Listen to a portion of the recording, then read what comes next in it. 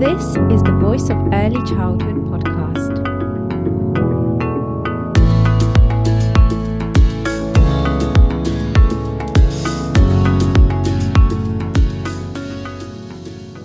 This episode is sponsored by Funding Loop. Funding Loop automates the process for nurseries of collecting funding forms from parents and typing that information into council portals. To find out more about Funding Loop, visit their website. You'll find the link in this episode description. Hiya, just a really quick message from me. I'd really love to ask for a little favor from those listening and watching. So wherever you're listening, wherever you're watching on, whatever platform it is, please do hit the subscribe button. This really, really helps the Voice of Early Childhood to continue putting out those thought-provoking episodes and continue making sure that we share those diverse voices and give you the topics and guests that you want to hear from. And for those of you who already subscribe, thank you very much. This helps so much. And everyone, thank you for listening, watching, and supporting the Voice of Early Childhood. Hello, everyone. Welcome to the Voice of Early Childhood podcast. My name is Angelica Salinska. I'm your host. And today in this episode, we are talking about promoting STEAM in the early years. I have with me Paula Walsh, who is an assistant lecturer and researcher in early childhood education. Thank you very much, Paula, for coming on to share your area of expertise. Thanks for having me. I'm delighted to be here. Yes, so recently you've published a new book at the end of 2024. So here it is on my shelf. So it's really, there's a lot in this book. It's really interesting because having a flick through, it has a lot of images, photos, and it's very practical, I would say. And I think it's important to understand STEAM through that practical sense.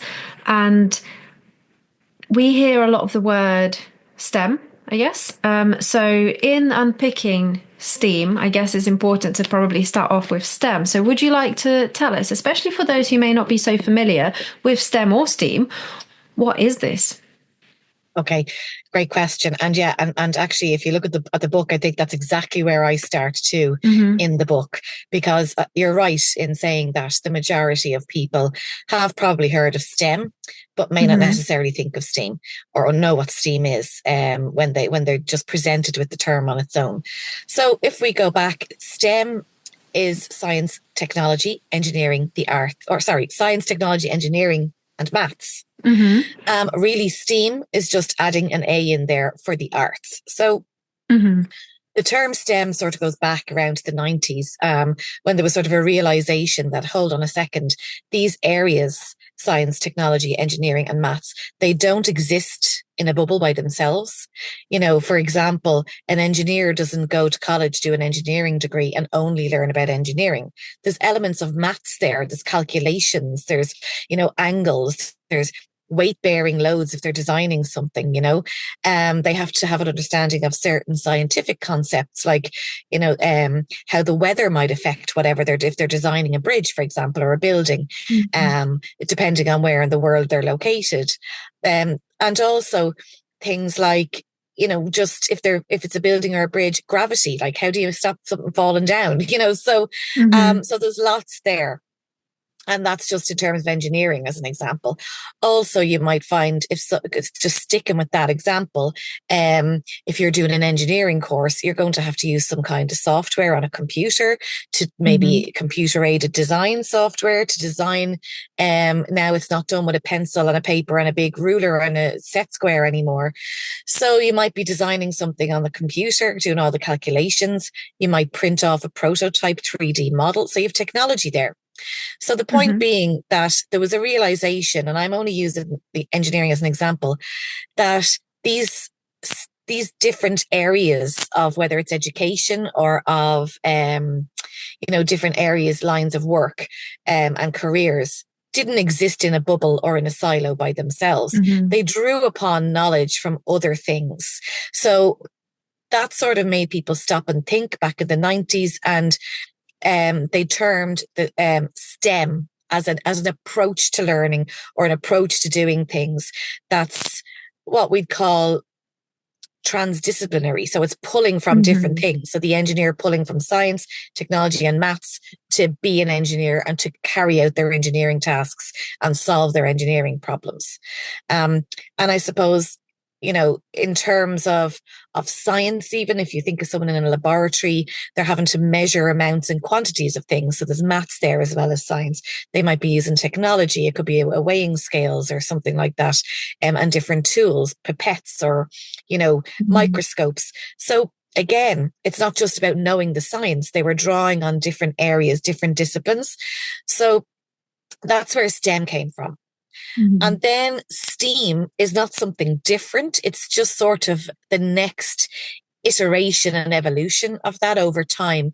So since the 90s, the more research that has been done in this area, there was a further realization of, hold on a second, there's more than just STEM here too. There's also creativity and the arts. So to go back to the example again of an engineer, they're designing a bridge. Design is a creative thing. It's a creative activity. For sure, yeah. Maybe, your local council, has funding and they commission an engineer and an architect to design a new bridge to fit in with the theme of maybe something or to fit in with the landscape.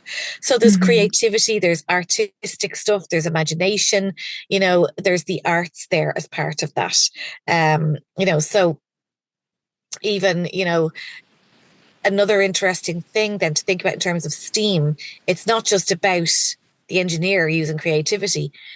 Even artists have to draw upon other STEM areas.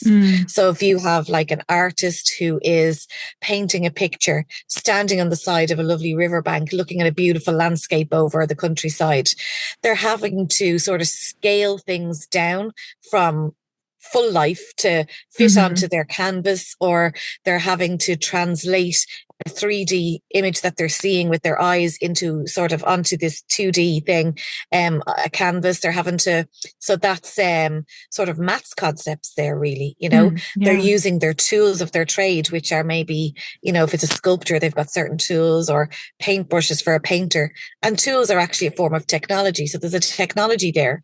So even people in the creative arts, they don't exist in a bubble separate to the STEM areas either. So that's where STEAM came from. It was like the next iteration of STEM. It was a realization that the arts has something to offer the STEM areas, but also the arts themselves draw upon knowledge from STEM areas.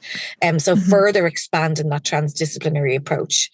And then, of course, in terms of children in early years, we all know that children express themselves through the arts, whether it's moving their body in dance or movement or song or nursery rhymes. There's the creative arts there. If they're building something with Play-Doh, that's engineering, but it's also creative and color mixing and things like that. So that's hence where we come to today, STEAM, and then start to think about its relevance to children in early years. Yes, and when you talk about that transdisciplinary approach, it's really about seeing the fact that we need this kind of mindset to solve the world's biggest problems. Absolutely. But then also, put simply as well, we use so many skills and we draw on different disciplines in our day-to-day lives as well. So it's equipping children with all of these skills and this mindset, isn't it? Absolutely. And you made two really good points there. So first of all, in terms of STEAM and knowledge of STEAM and skills that can be skills and dispositions that children can develop as a result of engaging in playful opportunities for STEAM in early years, they're developing skills that have already been identified as going to be extremely important to them in their lives, both now and in the future. And as you said, to solve the challenges of the world that we live in terms of sustainability, looking at AI and technology, in terms of, where are we going to get our future energy source from? So we need people who are going to be the future designers and innovators and creators and inventors and engineers and all of that, and that takes dispositions and skills that you gain through engagement in STEAM activities. So for example, if there's lots of articles online that talk about what skills are the students and the workforce of the future going to need. Well, they're not hard skills like, I suppose, like trades and things like that necessarily. Yeah. What they are, what's becoming more and more important, because we don't know what actual physical tools or jobs or things are going to be needed in the future. So we need people who have skills like being able to collaborate with others to come up with new ideas, to be able to brainstorm and problem solve and communicate and share ideas with others, to come up with solutions to complex problems. And STEAM activities support children to do that, you know. And there was another part of your question now, because I've spoken so long about that one, it's gone out of my head. So we talked about that mindset, but also the fact that day to day we use these skills anyway as well. Absolutely, because I know there might be people listening thinking, well, you know, we need to meet children where they are at now. It's not about getting children ready to be adults. Okay, and I get that, absolutely. So if we look even at children where they're at now, a really good example that I often give to my own students or people attending my training workshops is, if you think about the early childhood or the early years setting, okay, or the preschool room or the nursery. And you might have different interest areas. You might have a home area, you might have a shop area. But if we look at the shop area, for example, and you might have a pretend imaginary play toy cash register with small items that, you know, to pretend that they're, you know, in socio-dramatic play, going to the shop and learning about how all that works and interacting with people, but also they're learning about money. So you might have that toy cash register and it might have pretend notes and coins in it. And that's great. And that really helps children learn about money, or does it in nowadays? And I would say in isolation, no, it doesn't. Because if you picture yourself going to the shop with a child in tow, how are you paying for your goods? The majority of the time, you're tapping your card, you're tapping your phone, you're tapping your watch. Somebody told me recently that in one of the Nordic countries, I think it's Sweden, but I'm not 100% sure, that you can actually get a little chip inserted inside your thumb with your details on it. And already? You can tap. Yes, you can tap your thumb and that will pay for your shopping, you know. There's even shops that you don't need to do anything. You just walk out and all of the goods have a tag on them called a radio frequency ID tag, an RFID tag. And so it automatically scans as you're walking out and it automatically will deduct it. You've obviously set up something in advance and it will automatically deduct from your bank account. So hard cash being king is not the truth really anymore, you know. How many times have you gone to try pay for parking and you go, oh, I don't have a coin, you know, or you go to get a trolley at the supermarket and you're, oh, I don't have any cash, you know, or you want to donate to somebody who's raising money and, you know, and you're thinking, I don't have any cash literally to put into the box, because it's all to do with, you know, cashless, you know, wireless payments now. So we need to think about how we are representing the world that children are currently living in and experiencing in our early years setting. How are we teaching children nowadays about the concept of money? It's no longer as simple as saying, you know, in the play area, oh, here's this carton of milk. That's £1. You give me a £2 coin and I give you a £1 coin back, or a euro coin, depending on where you are. You know, because is that really supporting children to understand about how money works nowadays? Well, it's not. So what I would suggest is don't remove the coins and the notes from the play area. Keep them because they can be very useful. But also think about maybe put a little cashless or contactless icon on the shop area or on the play cash register. Maybe, you know, if you have leftover a little plastic credit card style voucher cards that maybe you got some for Christmas, bring them in and the children can pretend that they're cards, you know, if they want to tap. So just having that available there. So you're representing the world that they are in now. And I suppose a caveat to this, I would say, is, you know, thinking about, or even to further reinforce why to do this, you know, it's harder to teach children about money. Okay, because it's, as I said about the example, it's no longer you have 2 coins in your hand to pay and then you've 1 left. There's no tangible, you know, physical thing to look at, to touch, to visually see there's less even before you can count the money. You can visually see there's less. So we can still use that money to help children to understand that maybe even more difficult concept of the fact that money is nowadays not a physical object, it's a concept a lot of the time. You know, if you get paid by your company into your bank account, it's not physical cash. It's just there on a computer screen. You know, it's not physical cash when you spend it, but nevertheless, when it runs out, it's gone. So Yeah. trying to help children understand that when you tap the card, money is deducted from somewhere and there's only a certain amount of it. And then there's less, and then there's less, and then it's gone. Or then then there's more. How does that work when it's nothing you can see or touch or feel? So we can sort of, if you imagine you're representing the contactless icon in your play area, you can support children with your interactions with them. You know, how much do you have on your card? How do you know how much it's in your bank account? Oh, you think you've got 10. Well, this is 5. And then you can show them in the thing and say, and now look, you only have this much left in your bank.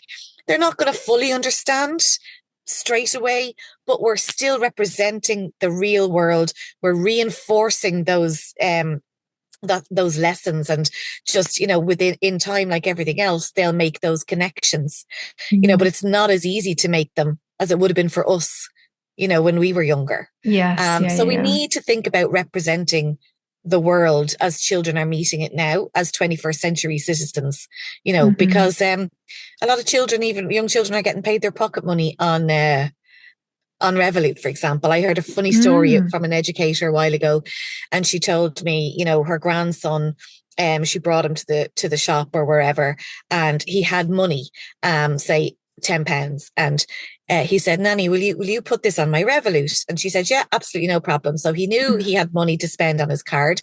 They went to the shop, they bought something, and that was fine for the £10.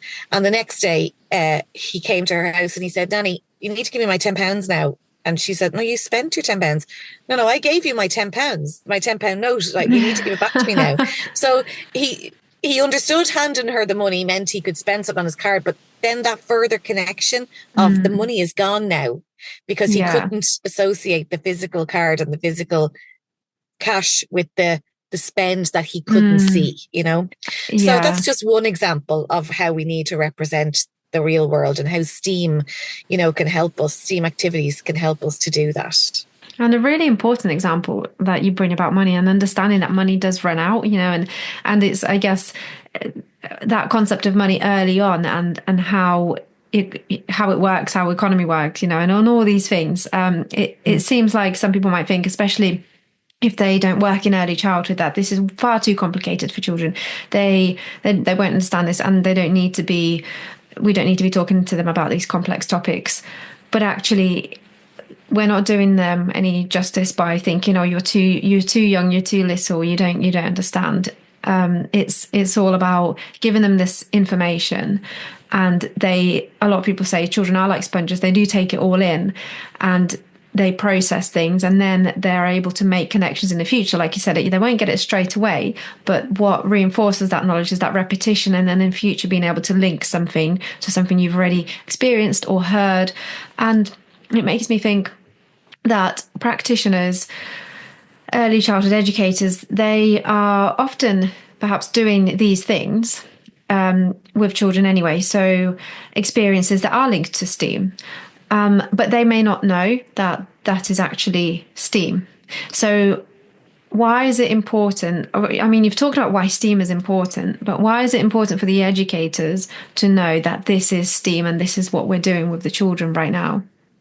Yeah, very good question. So in my own research, what I have found is that a lot of educators are doing STEAM activities without realizing, as you say, that they're doing them, without calling them that.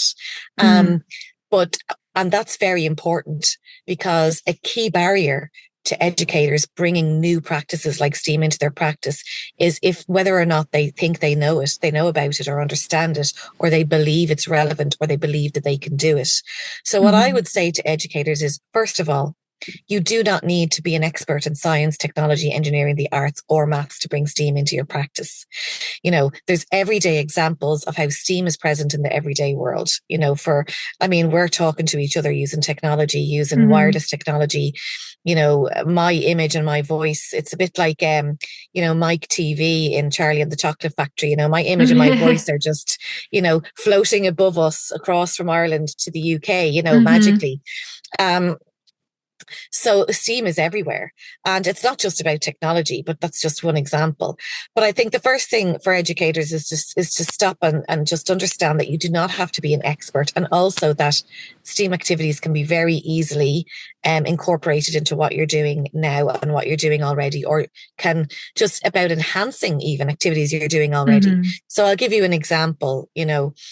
If the children are playing with water and sensory play, and maybe they're using different sized, jugs or different receptacles for pouring, and they're having great fun pouring the water and, touching the water and learning about water, so that's probably something that a lot of us do.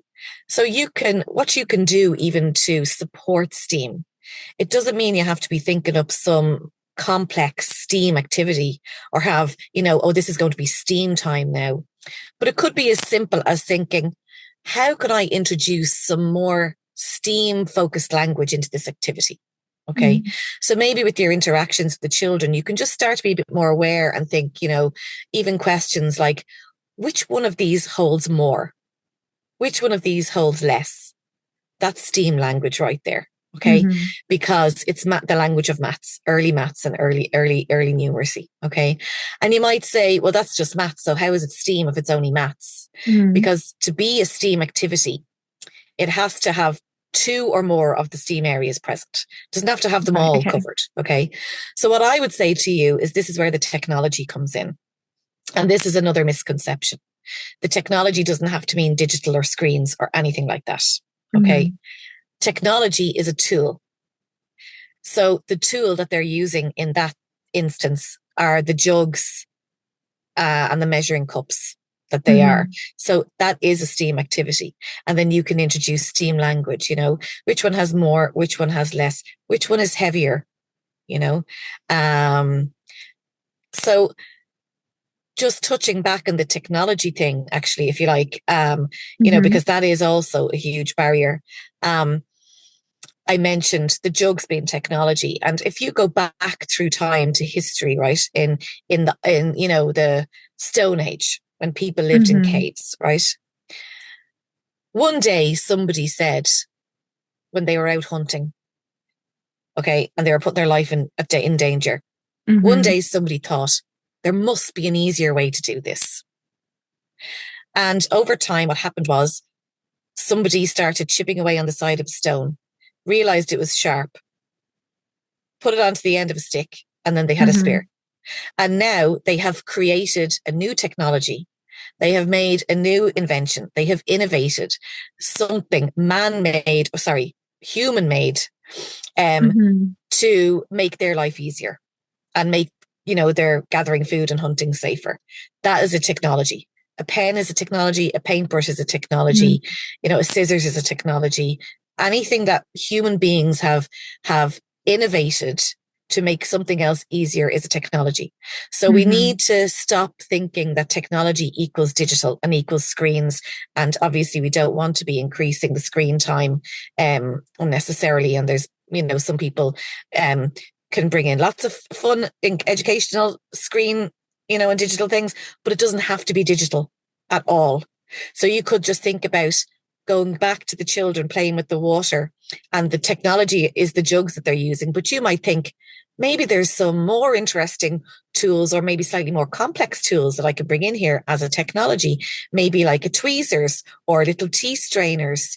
Maybe I could add some pom-poms to the water, and that will further add complexity to this in terms of using the technology of the tea strainers or the tweezers to pick them up and squeeze the water, measure how much comes out of each one into the cup.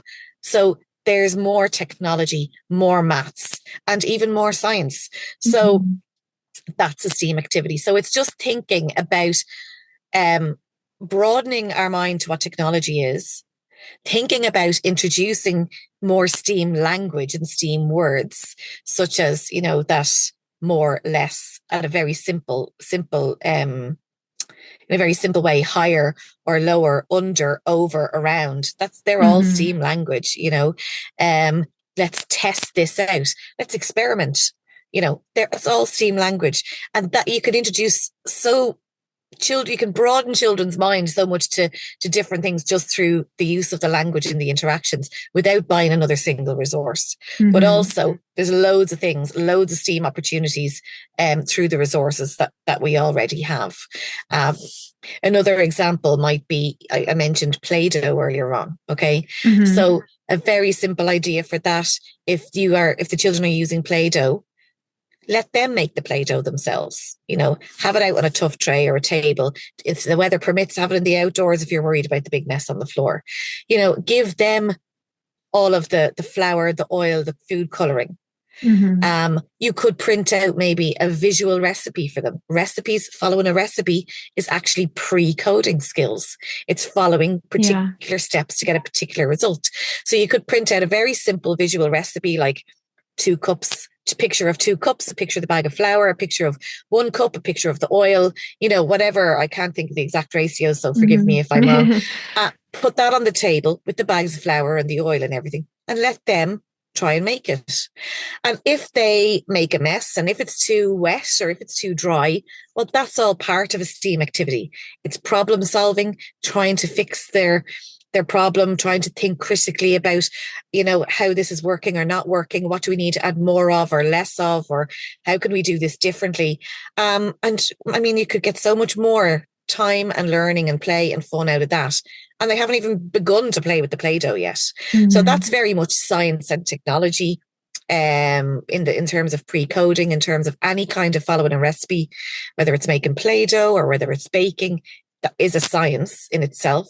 Science is just mixing things together, experimenting and seeing what happens. So that's just one example, before they even get the Play-Doh. Then when they have the Play-Doh, it could be different colors. They're learning about different colors. They're learning about color mixing. You've got science and arts and creativity there. Maybe you give them little popsicle sticks, and maybe they can, you can ask them to, maybe we're reading the 3 Little Pigs that week. Maybe you can say, let's try and build a shelter for the 3 little pigs that can't blow down. Now you've moved into engineering, so loads of ways that we can bring these concepts in using activities we are already familiar with, and just thinking a little bit about how can I build upon this? How can I expand this or bring more STEAM into this through either how I present the resource, or by adding other simple resources or tools in, or even through the language and the interactions and the way I talk to the children about this activity.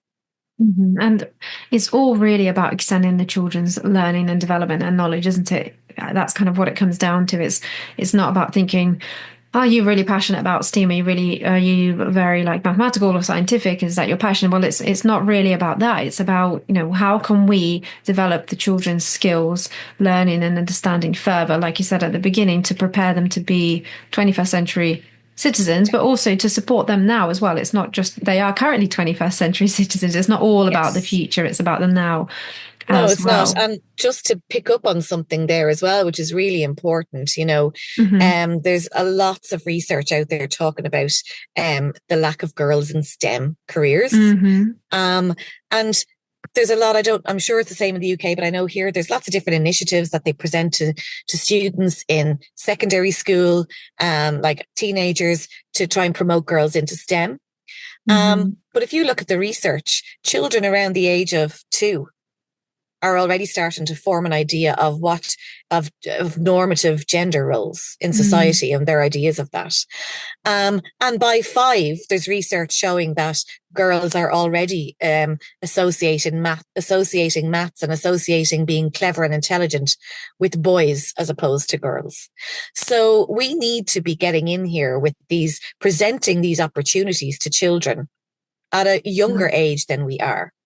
So we can do that through play, through fun, through things we're already doing, just trying to extend it that little bit more, and just be more conscious of how can we bring STEAM in here, because by the time they're teenagers, those ideas around gender normative roles, and around ability in relation to STEM, has already been embedded. So you're Hmm. fighting an uphill battle at that point. Hmm. Yeah, that's a really, really good point, actually. Um, and so just thinking about how does, in terms of STEAM, how does it link to, we've already talked about kind of 21st century skills and problem solving and figuring out solutions for, big kind of world problems in the future and how we're gearing children up to take on those roles. How does education for sustainable development then link to STEAM? Because there's clearly a lot of links there. How would you Mhm. kind of explain this? Yeah, absolutely. And there is, and I mean, in terms of sustainability, and everything is very, STEAM focused in terms of, and tech focused, and in terms of Mm. advancements there, and like solar panels, and, farmers using drones, to herd sheep or to check on their crops and things like that. Hmm. Um, so, and I know from in my own house where I live, I look over a mountain that has wind farm on it, and wind energy is a huge thing. So these are really important things to consider. Hmm. Children now are practically all of them will probably drive an electric car when they're older. So education for sustainability, and the educational for sustainability, those goals, are really, really important.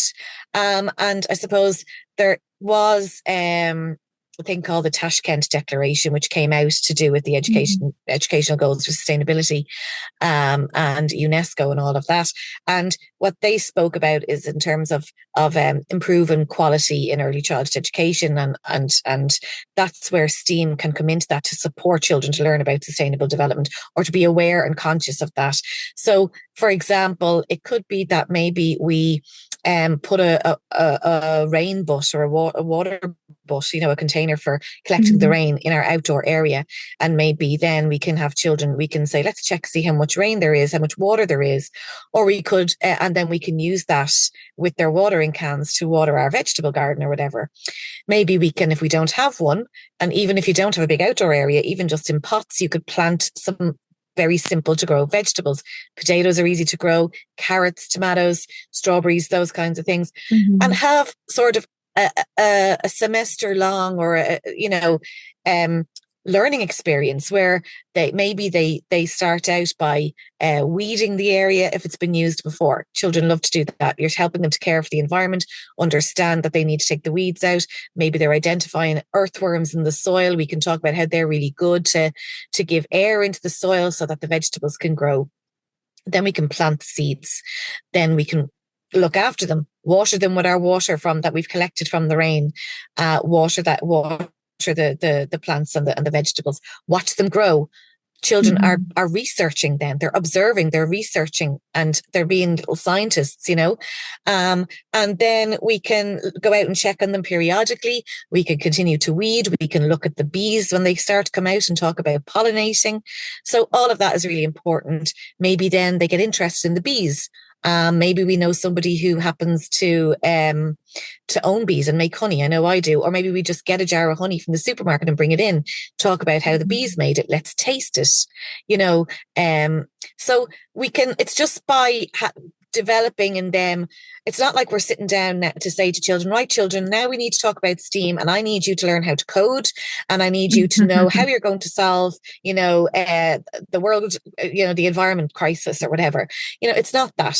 It's about helping children to appreciate, to see and be aware of nature and the world around them, Hmm. and instilling in them a sense of wanting to nurture and care for that world around them. So when helping them to understand how we grow vegetables and fruit, how we grow food, where their food comes from. Maybe you go and visit a farm and we talk about how to care for animals, so that is really, really important. And that's how we start to embed in children an understanding of caring for their world. We start with their own small environment. And then as they grow and their environment, the world widens to them, hopefully we will have instilled an awareness and an understanding and an empathy and care for the world and the environment. Another thing is very simply having, if you have children who are preschool age, very simply making sure that you have bins there, very with visual symbols for recycling and what could go where. And then we can talk about why, why do we recycle? So we can bring that conversation in, maybe we want to bring, and maybe one of the children comes in because obviously we're led by their interests and says, I went for a drive with my mum and dad and we saw a big windmill and it was blowing around. And my mummy says, that's wind energy. I don't know what that means. Or maybe they do know what it means and they're telling all the rest of the children about it. And if we pick up on this and say, oh, there's an emergent interest here, and this is very interesting. It's relevant to STEAM. It's relevant to their interests. It's relevant to sustainability. So what we could do is we could make little windmills with them. We could make a wind chime out of recyclable materials and sticks and string and little, any kind of thing, like maybe old spoons or forks or cans that will make a noise. Hang them up outside and we can watch them and we can listen to them. Or simple little things like making a bird feeder with a toilet roll insert, cover it in peanut butter, just make sure no one's allergic to peanuts, roll it in some bird seed, hang it outside and have the children observe the birds. See what birds come. That one's black. That one has spots. That one. So you're bringing in other learning there in terms of color, in terms of pattern recognition, as well as identifying the birds in their own area, and supporting the birds and the wildlife and understanding that we need to care for them and support them. So ideas like that. And lots of people are probably thinking, God, we already do that. We put stuff out for the birds in the winter. So it's thinking about how can we extend that through conversations and interactions, or maybe we could look a little video up and show them a picture or a video or pictures. So there's so many ideas. And I know you mentioned at the start about the book being very practical. And that was my very purposeful intention at the outset. I come from practice. I was an educator in a preschool. I was a manager of a preschool. Now I'm a lecturer in a university teaching undergraduate students of early childhood education. But I understand the real relevance and importance of connecting things, especially new concepts and new ideas and new approaches to practice in a real way that educators can do right now without having to spend a load of money. Or without, in terms of technology, having to worry about screen time. You will not find a reference in the technology chapter on my book, really. There's nothing in there talking about bringing tablets in or bringing smartphones in or any of that stuff. I talk about technology in the absolute broadest sense of the word to make it as accessible, and open to everyone. So I was very conscious of that with the book, that I wanted it to be relevant to practice. I wanted it to be a tool for educators, not just an academic book talking about what STEAM is and why in an academic sense, but actually what STEAM is and why and how we can do it right now in practice for children. And the book really is full of these fantastic practical ideas that you're sharing right now as well. But then it also helps educators to link, like we were saying, what they already do to STEAM. So it does both there as well. And you might be thinking, oh, this activity, we do that. But actually, I didn't even realize it was a STEAM activity. So it's really useful in both senses of getting those ideas that you might not be doing and actually linking your ideas, your current experiences, provocations, practices with children with STEAM as well. And I guess another thing to think about, what you mentioned we talked about money and making sure that children are presented with opportunities that represent the world around them, the current world. In your article as well, there's a section around the kitchen area, home corner, role play, that kind of area, and about the 21st century kitchen as well. So this is kind of very similar to that conversation about money. And I guess it's about thinking, do we audit our setting, our resources, our setup as well? How up to date is it with children's current experiences? Because a lot of the time we do have lots of resources that have been in a setting for years or have been passed down. And yes, we still use things like that in real life, but actually they're very different, such as, well, even like a washing machine with touchscreen, and simple things like that. But then there's a whole host of electronic, especially resources, devices in the kitchen, which we use, but actually they're not represented in our home corners. Yeah, absolutely. But I mean, and I don't want people to have to think, oh God, I need to go back to my setting now and rip everything Yeah, out, yeah, of course. because what I would also say is there's lots of benefits to those buttons, old-fashioned Hmm. buttons and knobs to turn, in terms of, strengthening the hands and the fingers for Hmm. later writing, and the pincer grasp and grip and all of that. So it's not about getting rid of, it's just about Hmm. incorporating things as well, Hmm. into areas like that. So I know I have a series of pictures in the book where I show, sort of looking back to a kitchen from sort of the 1950s, and one from the 80s, and one now, just showing the difference in what's in there, just to highlight how, steam as well it's relevant, it's culturally relevant, Yeah. and it changes over time. um, Hmm. Even I was chatting with my students here yesterday, and we were talking about a similar topic. And I know in my attic at home, we have about 4 or 5 of the really old mobile phones, like some of the first ones that are like carrying around a, Yeah. a block, Yeah. So I was thinking I must root them out and bring it into them. They're all about 20, Mm, so they probably wouldn't have seen these things. that's a good So point. we, yeah, yeah. So it is just about considering when we're putting things in, or even not in terms of, replacing what's there, but when you're adding something new, what could you add? Maybe you Hmm. add in a coffee machine, or a broken sort of, I don't know, trying to think of what other things we have in our kitchen nowadays. Microwaves were always there, but and actually maybe a what's that thing called, that you make the smoothies in and stuff like Or that. like a If someone's ever blender, getting rid of or any of that kind of thing, obviously yeah. taking the blade Hmm. out of it. But yeah, so things like that, it's just representing, you know, life as it is now, But there's a lot to be said about having the old and the new together, because that also gives children a sense of how things are change, and how things innovate and move on, and how that worked and then how this works, so they can compare and contrast those things in their head. Yeah. So I wouldn't say get rid of all the old stuff either.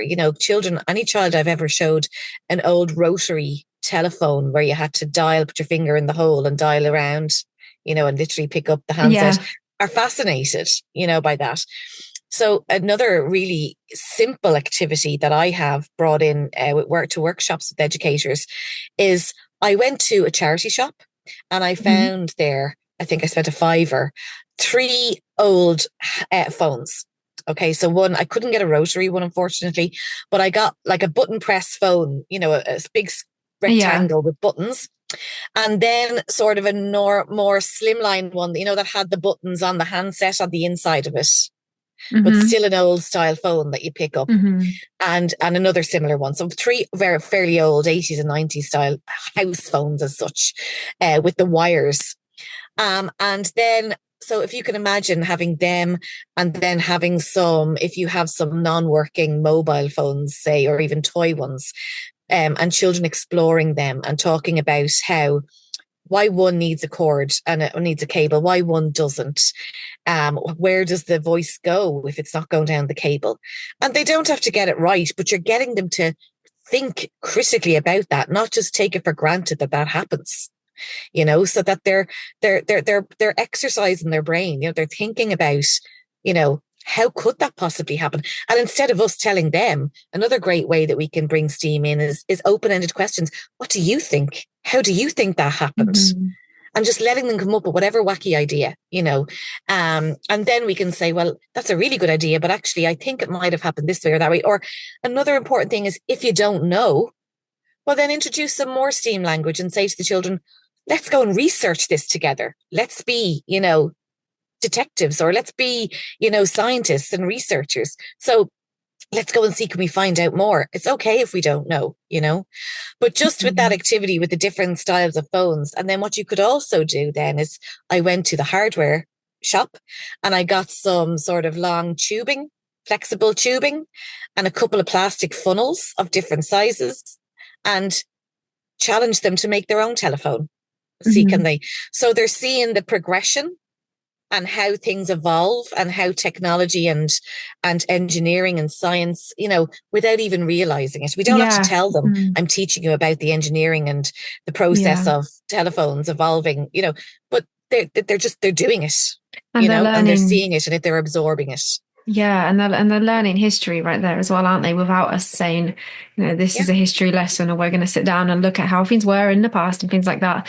So I guess it's Mm. all very practical and tangible as well. And it's a really good point about not throwing out, no, not getting rid of the old. And yeah, a really good point because then it would be very much around, well, we've got to spend the money and resource. And so I guess what you mentioned earlier as well about money at the beginning, if we have a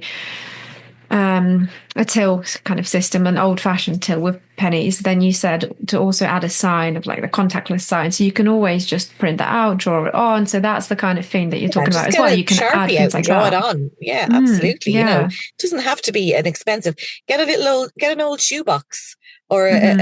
a butter tub and cover it with paper and get your Sharpies out and draw Hmm. on the numbers for the pin pad for putting your credit card in with the contactless icon, Hmm. and it doesn't have to be expensive at all. You should be able to incorporate nearly every STEAM activity in my book without spending money, uh, you know, because I promote the use of stuff that we have already, and Hmm. just thinking about it maybe in slightly different ways. Um, a very good example and a good tip as well for STEAM activities is using recyclable materials. Okay, so Hmm. you could put a storage box outside the front door of your facility, communicate with parents and say, we really want your dry recycling goods. Okay, cardboard boxes, cereal boxes, milk cartons, bottle tops, plastic bottles, plastic tubs, bits of string, old bits of wrapping paper, foil, whatever, card, anything that you're throwing into your dry recycling. Bring it in, put it in, they don't even have to go to a special place. They're on the way in, just throw it in there. And there is your bank of dry recycling resources. Then say, for example, the children start talking about robots one day, or um, we don't have to go out and spend a fortune on expensive robotics kits suitable for early years or children. What we can do is talk to the children about robots, bring in the language and the words of robots, talk about buttons and knobs and controls and, and functions and tasks. And how would you design a robot? What would you get it to do if you owned a robot in your house? So they're just thinking about robots, what a robot is, the concept, what they can and can't Hmm. do, or what they could imagine they might be able to develop a robot to do. Then get out a big table full of recyclable materials and glue and let Hmm. them build their own robot out of dry recycling. So that's engineering, that's technology, it's creativity. There might be maths there, science, if they're trying to build something and it's not balancing and it's falling over. So there's gravity and why did that fall and what do we need to do differently? So it's about the process of doing, of collaborating, of problem solving, of, imagination. Hmm. And it really does not have to be expensive, or it doesn't have to require, specialist goods and materials that can cost a fortune. Obviously, you can go Hmm. there if you want to, but in my book, I wanted to be realistic in terms of thinking about what we have already and it being applicable and being able to be put into practice right now, in an affordable and an accessible way. Mm. Yeah, for sure. And there's just so many examples. Like I said at the beginning, so many things that like the whole book is almost like interactive with the images, photos, examples like that. That's really nice to see that it's not just all text as well, which is quite different for a book that is, I guess, for early childhood, even if it's practice. A lot of the books that we do have are very much, full of text. And actually, it's refreshing to see something that's a little bit more like interesting when you flick through and grabs your attention. We talked about technology, and I know you talked about not necessarily having screens, but Let's discuss the role of AI in early childhood education and care because that is a very real thing, and it's something that children are probably already using and will be using more than we are now in their futures. Yeah. How does that fit Well, into STEAM? absolutely. And I mean, AI is everywhere, whether we intentionally use it or not. You know, Hmm. if you use Google Maps on your phone to get somewhere, you've used AI. You know, if you buy Yeah. a book online and down the bottom of the page it says, based on your suggestion, you might also like these things. That's AI. Hmm. You know, when Netflix suggests the next program you might like based on what you've watched, that's AI. So even if we're not intentionally using an AI tool, it is influencing our lives. So you're right. And that's even more reason why we need to ensure that we promote critical thinking, problem solving, collaborating Hmm. in young children through STEAM activities.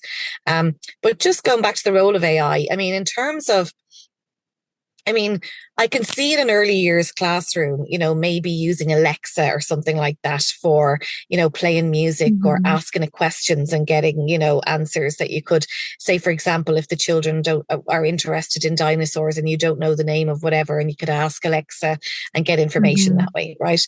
In terms of AI though, like AI tools like ChatGPT or Microsoft Copilot or whatever other myriad of tools are available. Hmm. I absolutely see a role for those in the role of the early childhood educator, not in the room with the children, but where I Hmm. see it is in the planning of Hmm. curriculum and activities. So let's say, for example, you want to support a child who has an additional need or who is autistic or on the autistic spectrum, and they are fairly sensory. You know, they don't like maybe water and wet things. Okay, Hmm. but you want to develop some kind of a STEAM activity around a topic, but you want to make sure that it doesn't have water involved, and you're struggling to think. Well, you could put that into an AI tool and ask it to give you some suggestions, right? Hmm. Even if you're trying to think of an idea for, we have a load of cardboard boxes, we want to come up with some kind of STEAM activity that the hands-on creative for the children. Give me some ideas for children age 3 to 4, and it'll give you Hmm. lots of ideas. The caveat I'd say with using AI and the rule to really think about and go by is do not take what AI says as gospel. You know, you Hmm. have to think critically yourself. AI is only as good as the body of information that's out on the internet.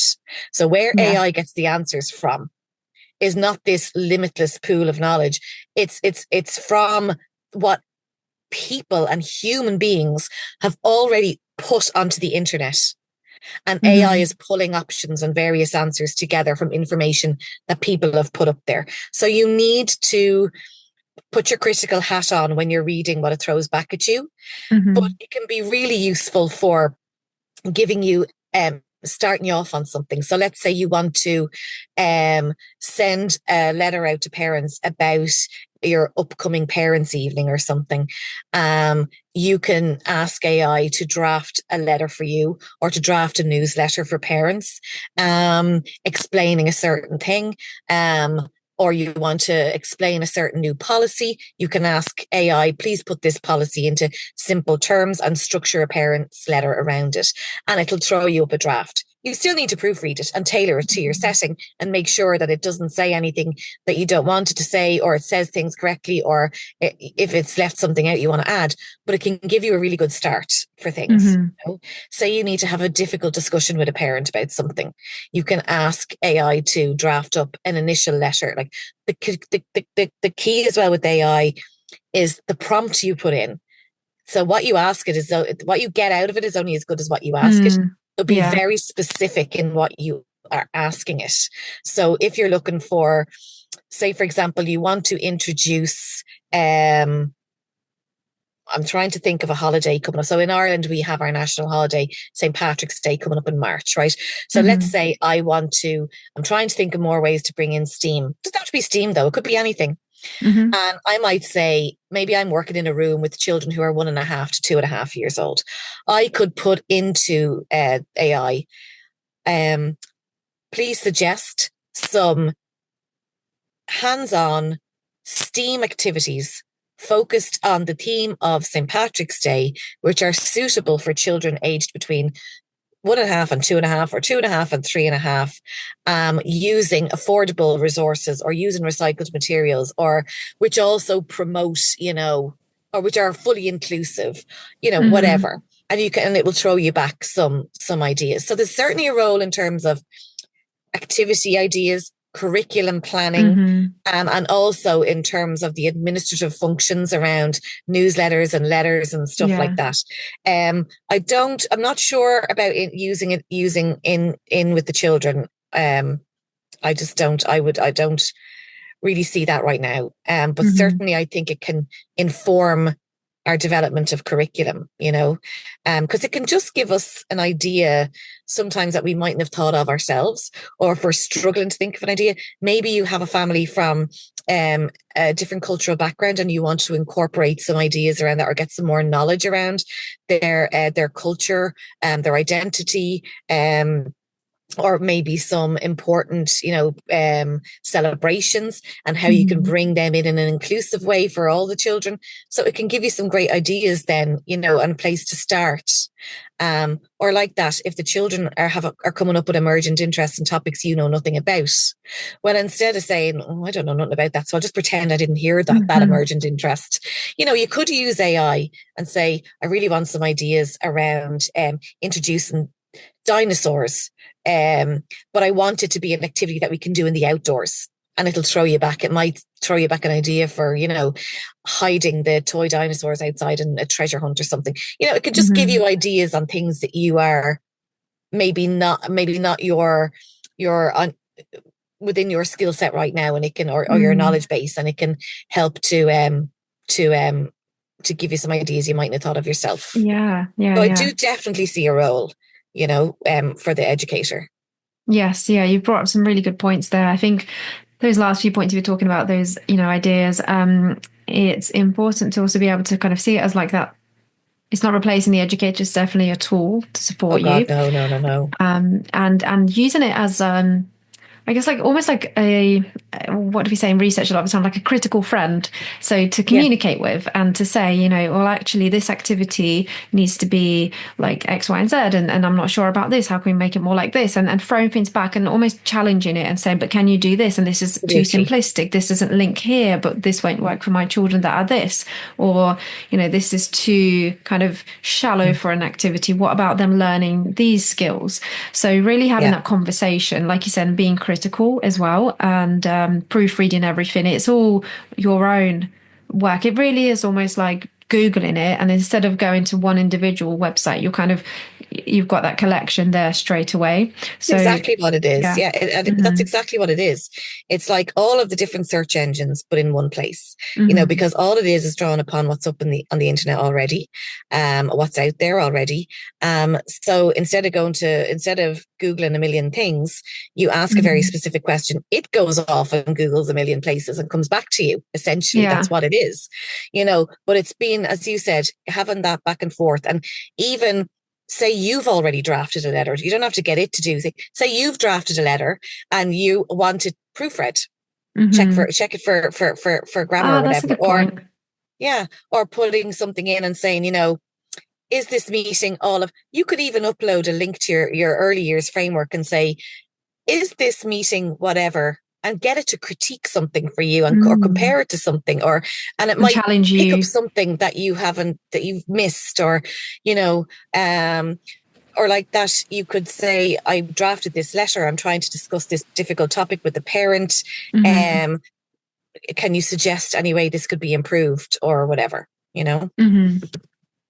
And so it's so useful, and you've brought up some really interesting points that I haven't thought about. And I do use AI and kind of look at how can we use it in better ways, in more useful ways, but almost like making us more critical, and not, certainly not having like that easy solution. So we've talked a lot about lots of different things. We've incorporated a lot of points. Do you still have time for one more question? I'm just conscious of your time. Absolutely. No, go ahead. So a final question is about, you've already started talking about curriculum and frameworks. So in terms of your, I guess, early childhood curriculum, or a framework you have in Ireland? Do you have what we have in England, the EYFS? It's a statutory framework which we have to follow, and then do educators kind of create their own curricula as well in Ireland? Yeah, so the framework that we have in Ireland is called Aistear. So Mm-hmm. Aistear is the Irish language word for journey. Okay. It's an acknowledgement that children are setting in early years are setting out in their lifelong learning journey. So Aistear covers children from 0 to 6 years old in Ireland. But the very important thing about Aistear, and it's quite like the Tawariki framework in New Zealand, Mm-hmm. is that it is a framework. So it's very much focused on and gives a lot of flexibility and freedom to the educator to build a Okay. curriculum around the Mm-hmm. children's interests, guided by the framework. So there are not set outcomes, it's Mm-hmm. not outcome driven in that way in terms of learning goals, or in terms of academic sort of educational goals. It's based around 4 themes of well-being, identity and belonging, communicating and exploring and thinking. And Mm-hmm. it guides the educator to, with their, as a facilitator and as an observer of the children, their developmental needs, their interests, who they are as an individual, their own identity, and with their family and all of that.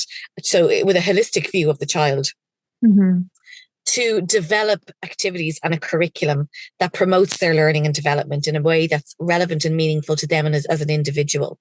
So as opposed to there being just one curriculum for every child in the room, the curriculum that you end up delivering, could be very different for every child, could be based. So it's trying to take into account all the children's different interests and needs, and providing, it puts a lot of focus on the educator as a facilitator, to support children's learning by designing an environment that has the right resources, the right materials, is accessible, has access to the outdoors, that it draws upon the educator's knowledge and relationship and interactions with the children as individuals, to be able to provide appropriate early childhood education and care to them, which meet the framework and the guidelines in the framework, but without saying you must do this and you must do that. Mm-hmm. So guided by the child and in a holistic way, looking at their well-being, their identity and belonging, their they're facilitating them to be explorers and thinkers and how they engage in the world and to be able to communicate effectively. So it's a framework, Mm-hmm. and it's just been updated. So it was updated Okay. last year, and the new update will come into effect from September of 2025. The core of it has remained very much the same, but I'm delighted that there is more of a focus on STEAM and Well, STEM that's in there exactly what more I was going to ask. specifically. Yeah. Yeah, yeah. Mm-hmm. Mm-hmm. Yeah, so our previous iteration of the framework didn't didn't mention the specific term STEM or STEAM, but it Yeah. did have, when you read it though, it does describe STEAM without using the term, in different Mm-hmm. ways. But thankfully, the new frameworks very specifically has the terms in it, so that's Mm-hmm. really, really positive. Mm-hmm. Yeah, it is. And I guess it's very similar to the context in England as well. In our early years foundation stage statutory framework, it doesn't mention STEAM, and neither does it in the guidance documents either. But it is the word explicitly, the term explicitly, but I guess it's something that is kind of woven through implicitly there. But it's Exactly. it's Yeah. it's important to have that there. I think the same as kind of when we had the term technology, or like the area of technology taken out of our understanding the world area of learning. And it seemed as though it was portraying that wasn't important, but actually, it's just about saying that this is part of all learning rather than a separate area. But I guess if you don't include something even once, then it's kind of almost saying, well, we don't need to do this. So it's a difficult balance to have with these documents frameworks. But I guess STEAM still is something that is kind of almost new, and especially the term STEAM rather than STEM, and particularly to early childhood. So it is something that is still, I guess, we need to still bring to the forefront of our practice. Yeah, absolutely. And as you say, our framework was the same. It was implicit, but Mm-hmm. I think educators can sometimes be concerned about bringing in a new pedagogical approach that isn't Mm, specifically mentioned in the framework. mm, So now that it is there, hopefully it will start to become more and more, you know,